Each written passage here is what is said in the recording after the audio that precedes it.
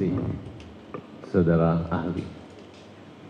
Bagaimana jika ternyata keterangan tersebut adalah merupakan hasil dari satu arahan atau hasil dari suatu perintah, intimidasi, kekerasan, penganiayaan? Baik, ahli jelaskan bahwa prinsipnya kalau bisa dibuktikan memang benar itu dari perintah, tapi yang bersangkutan itu tetap ngotot, ya itu adalah sesuatu yang benar. Ya nanti kalau ada proses pembuktian yang berikutnya, ternyata keterangan-keterangan itu semuanya adalah tidak benar, karena dia tidak mau mencabut, maka dia resikonya akan dituduhkan dia telah melakukan keterangan palsu di bawah sumpah.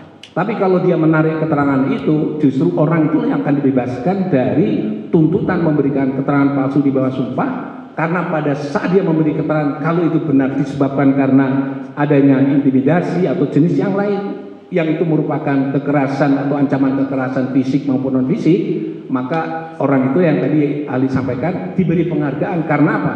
Karena telah menarik, mencabut keterangannya dan kemudian memberi keterangan yang benar dan yang sebenarnya, maka itu akan membantu hakim dalam memutus perkara yang benar dan yang sebenarnya berdasarkan penemuan kebenaran material di dalam proses perkara itu. Demikian. Menurut saudara ahli, kalau keterangan saksi atau terdakwa itu yang di depan, di penyidikan atau di depan persidangan? Ya, semua keterangan termasuk juga keterangan ahli adalah keterangan yang disampaikan dalam sidang pengadilan. Saksi juga hal yang sama, terdakwa juga hal yang sama. Demikian. Bagaimana jika para terdakwa mencabut berita acara pemeriksaan di kepolisian, kemudian ketika didengarkan kesaksian di depan persidangan, tapi majelis tetap menggunakan berita acara pemeriksaan di kepolisian sebagai copy paste untuk sebagai bahan pertimbangan dan putusan? Itu termasuk yang disebut sebagai kekhilafan hakim dalam proses itu. Ya. Jadi kalau memang benar seperti itu, ya, jadi kalau keterangannya sudah dicabut masih juga dipertimbangkan dalam proses itu, berarti itu termasuk kalau sudah putusan itu memiliki kekuatan hukum yang tetap, itu termasuk bagian daripada bukti kekhilafan hakim dalam proses itu. Sehingga kekhilafan hakim yang mempertimbangkan keterangan yang sudah dicabut atau keterangan ahli BAP yang sudah dicabut masih juga dimasukkan menjadikan pertimbangan.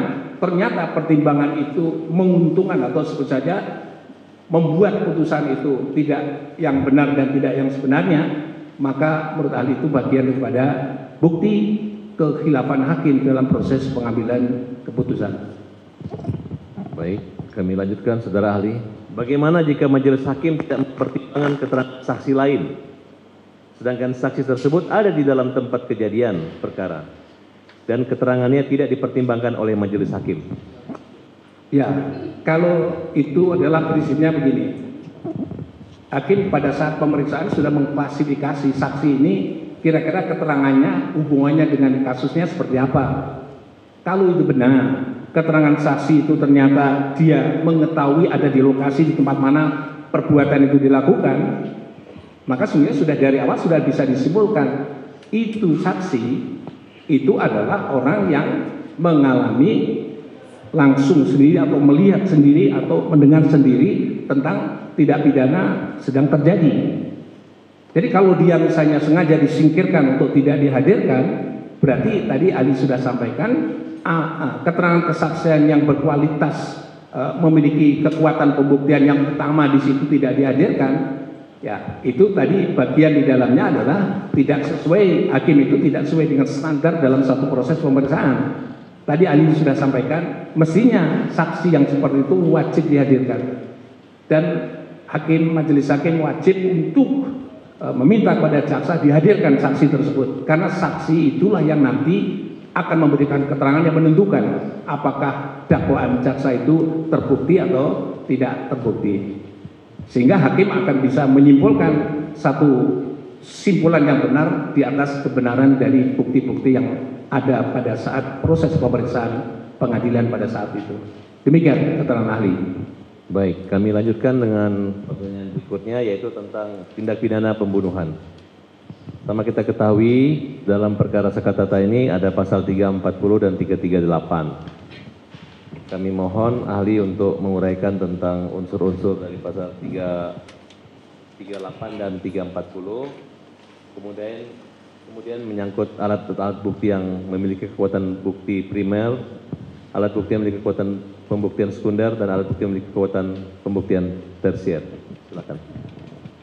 Baik, ahli terangkan kaitannya dengan pasal 338 dan 340. Kalau itu penegakan hukum yang berhubungan dengan pasal 338 atau 340, maka kita harus mengetahui terlebih dulu 338 itu namanya adalah delik genus dari seluruh pembunuhan yang ada dalam KUHP.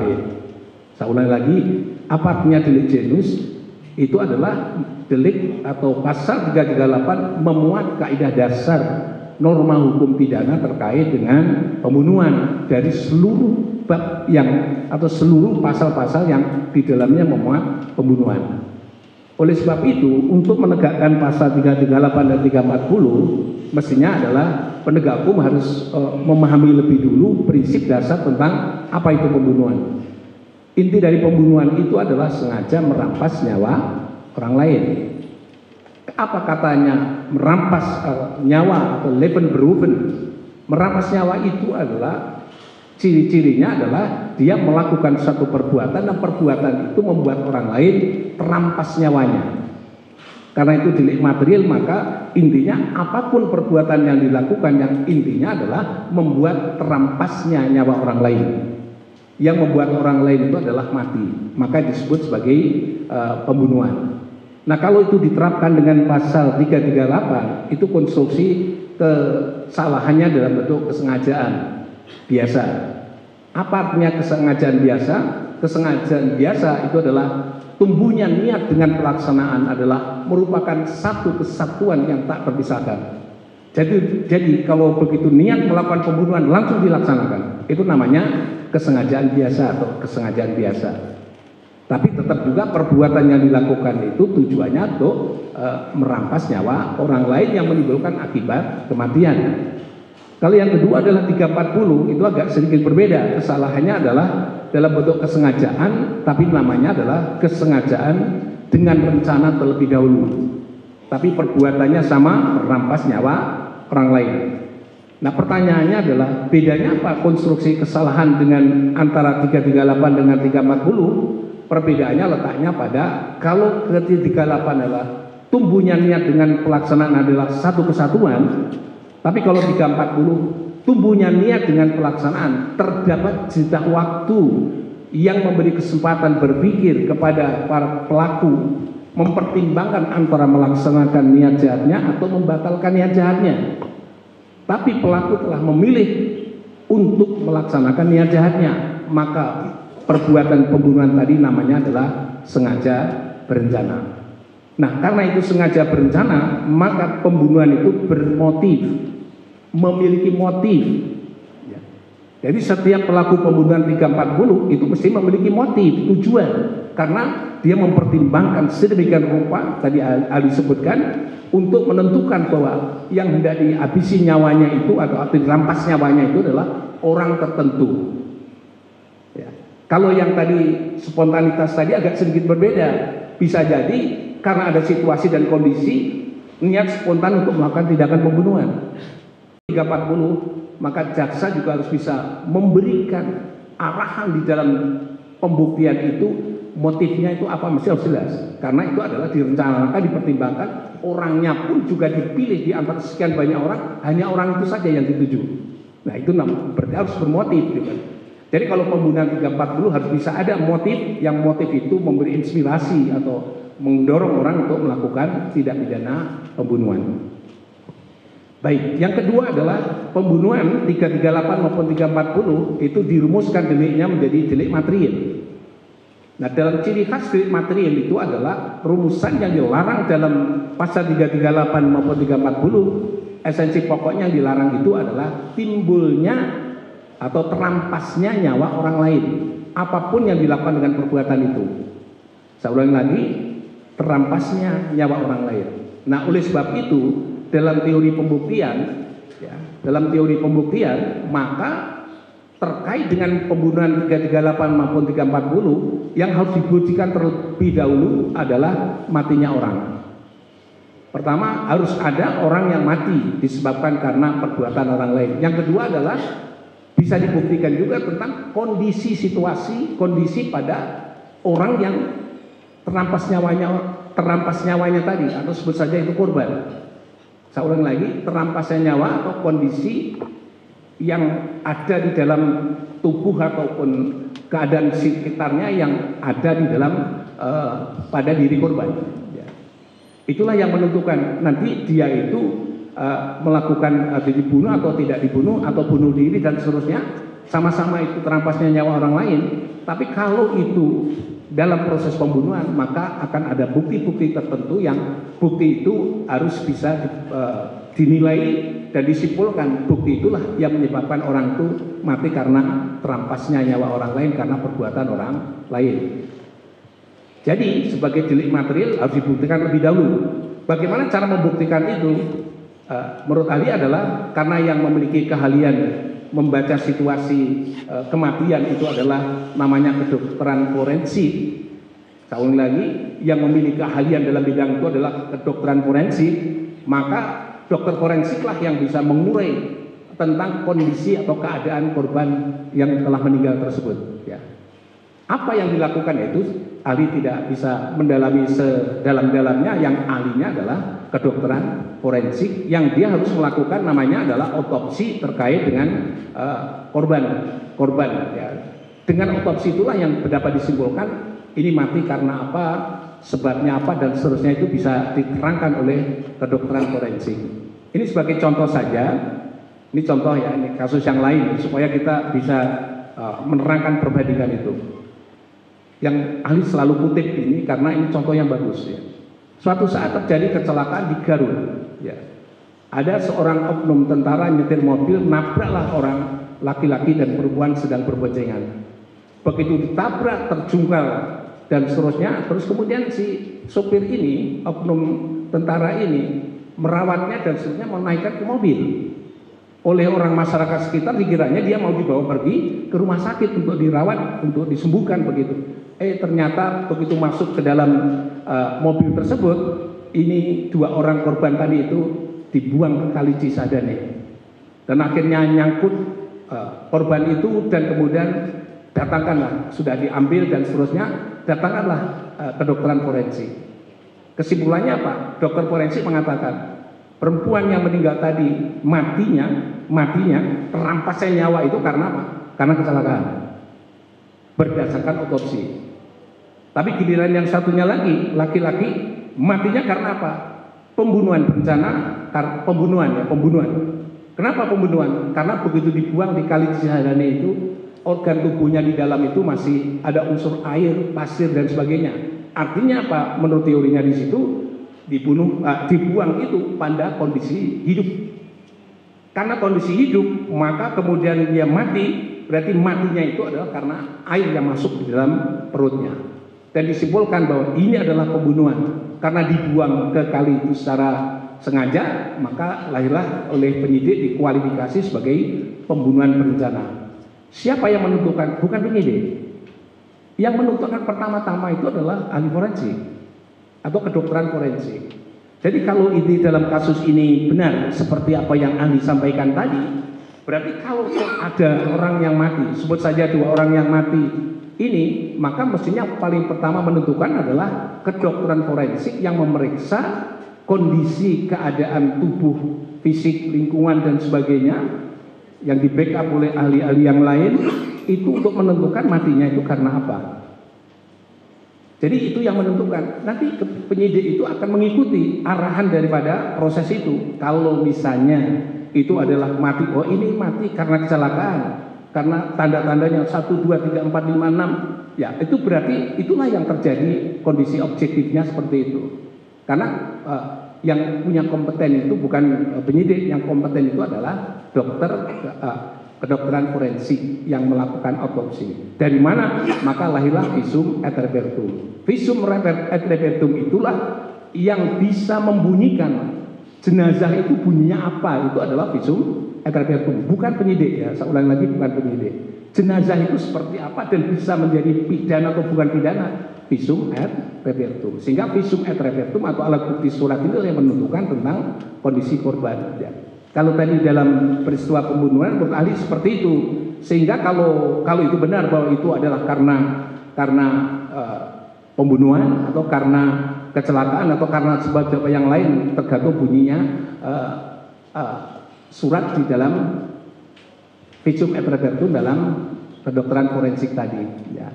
Jadi yang pertama ahli sampaikan seperti itu, sehingga dengan demikian arahan untuk masuk ruang mana itulah sumbernya dari kedokteran forensik. Sehingga dengan demikian ahli sampaikan pembunuhan itu, peristiwa pembunuhan itu adalah delik material. Harus ada orang mati.